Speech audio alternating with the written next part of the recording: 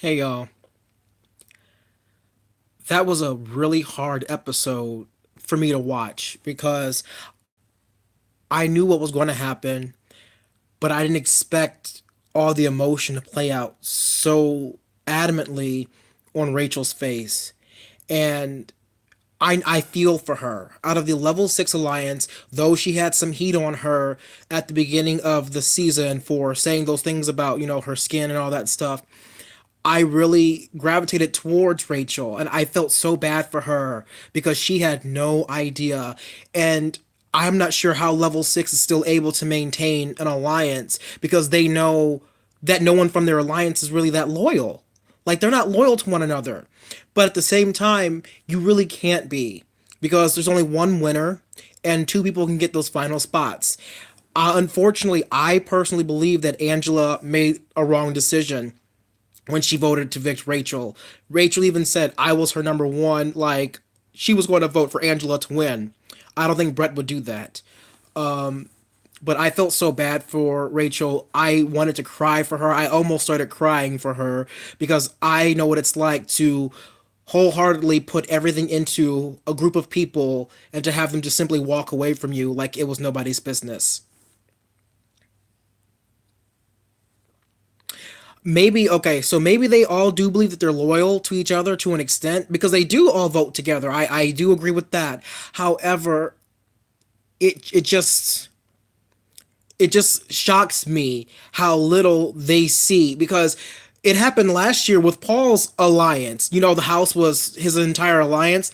The moment someone stopped being useful, the moment someone needed to go, they turned their backs on them in a heartbeat. I'm not sure why the level 6 alliance can't see that. That if you are ever down or up against Brett, apparently, you're going home. And so if they know that Tyler's going to do everything they possibly can to save Brett, if Angela were on the block against Brett, Angela would probably be going home. Because he would have told Casey or somebody, we gotta go and get Brett to stay. And I'm not sure why the girls, Casey and Angela, didn't see that. If Casey were on the block against Brett, she would have for sure went home. I don't know.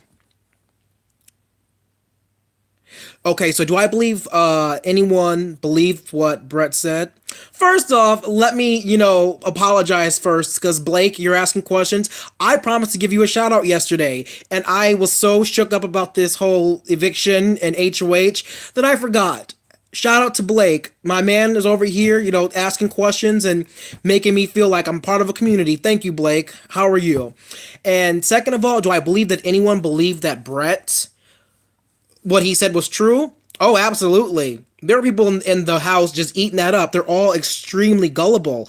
And it sucks because as a fan of the show, watching that at that moment, I would have been like, yeah, this guy's blowing smoke. However, because the votes were already locked in, they knew that they were going to evict Rachel. It was very well staged. Speaking of staged, let's go to the speech order. Production chooses the order in which people speak. If Rachel had gone second, like I believe she should have, she would have almost certainly exposed level 6 for what they were. And production didn't want that because production wants to keep Tyler safe. And it to me that is just it's not fair because Brett has been rehearsing that speech on live feeds for the past 2 days. And Angela's been helping him and I don't understand what the deal is with production constantly trying to get one individual to the end of the show. I personally don't believe that Tyler's that big of a huge rating person. I think Brett brought in more ratings than Tyler does. Bailey does too, or just as much. I'm not sure why they're focused on getting a white male to win Big Brother. And why couldn't Rachel or Angela be the one? Why can't Bailey be the one? They need to stop this whole let's push a man to be the star of the show. I understand it's Big Brother, not Big Sister, but come on, there's something up with the fact that every time production has a hand in helping someone, it's always a white dude. But that's all I'm going to say about that. Let's get back to the episode. The HOH competition. I was rooting so hard for the Hive to win. They were so close, and at the very last moment, they just fumbled it.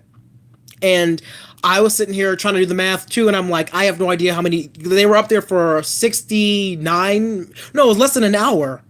Yeah, so it was less than an hour, and Angela was like 3,000. She just wrote it down, and I'm like, oh no, please let Rockstar have gotten the right answer. And she wrote 1,200, and I'm like, maybe Rockstar got it. Maybe Angela went over. I suck at math. I couldn't have done it, but no, Angela, she got it, and it kills me because Rockstar was so close. Now, let's go to the whole Bailey's power thing. She has no choice right now but to chance that her power can be used, and she's got to nominate two people that may not be able to win veto. They need to take out someone from their side. So, in my opinion, she needs to use her power now to try and put JC and Sam on the block. Now, this is why I say this, because we know for a fact that JC and Sam aren't with them. They know that JC isn't really with them. So if she uses her power to put up JC and Sam, they're not the strongest competitors. They have a chance of losing.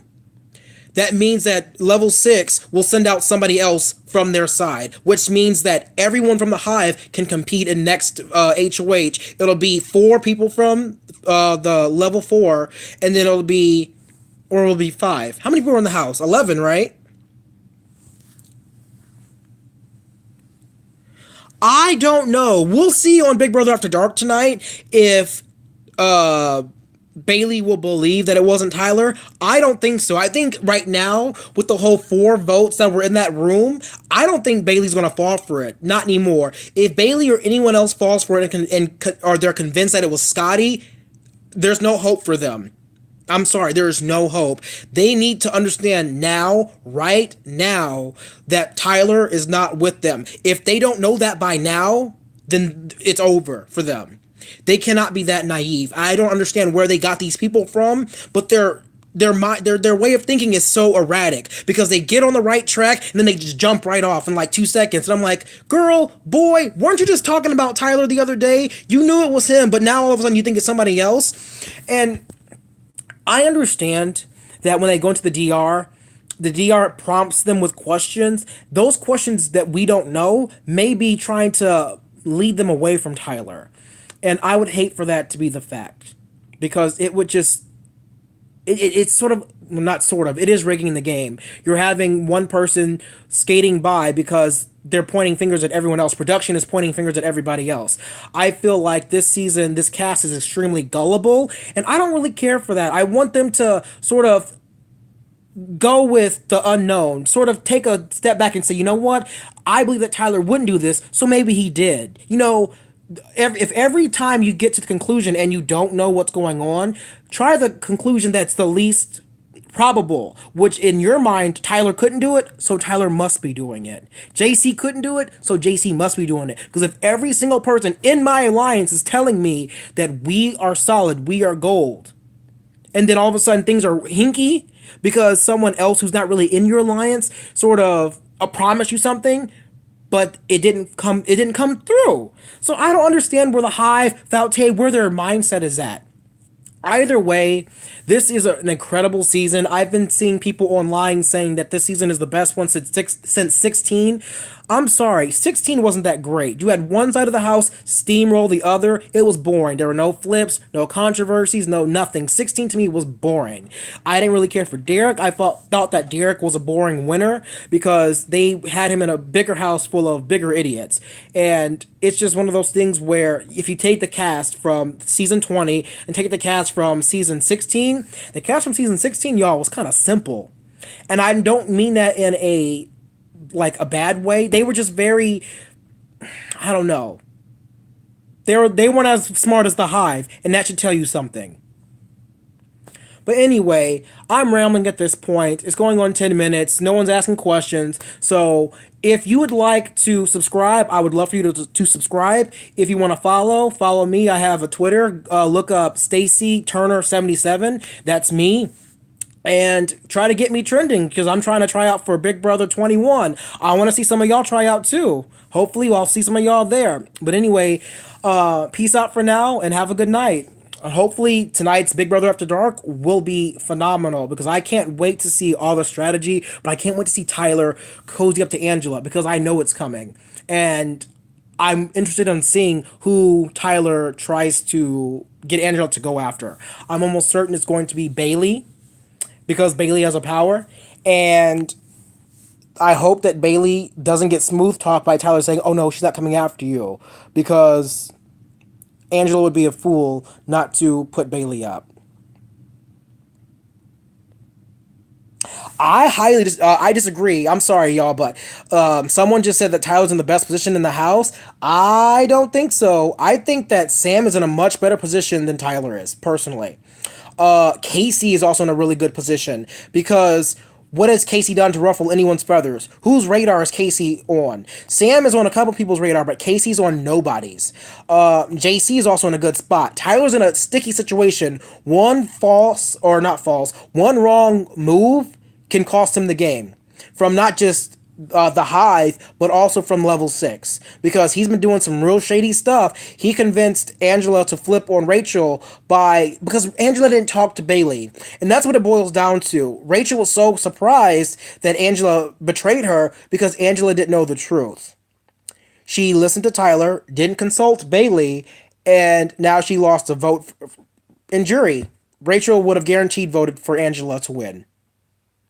I'm sorry. Don't care for Angela. I can't wait to see how her HOH goes. I hope she gets HOH-itis. People already don't like her.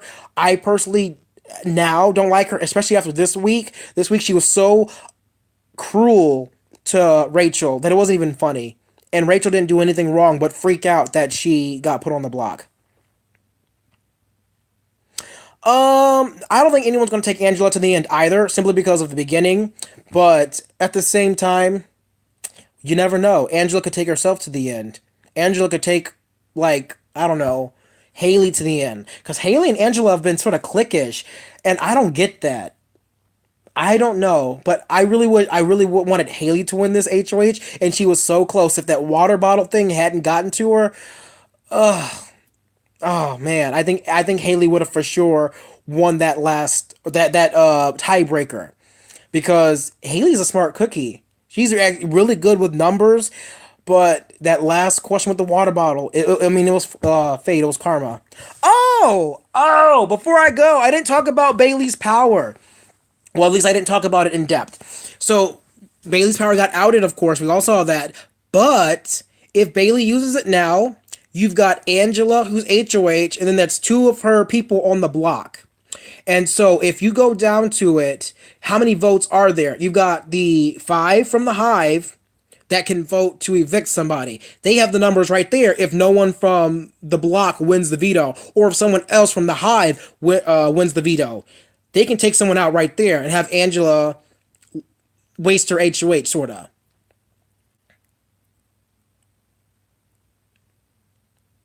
I honestly believe that this HOH is going to be another Tyler HOH. People have been talking on Twitter about all the HOHs so far, saying which HOH was the best, and someone commented that Tyler has been controlling all of them.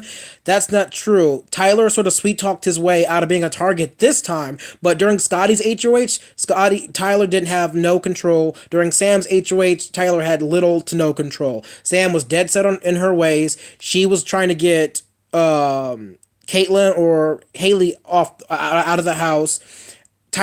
He had no control.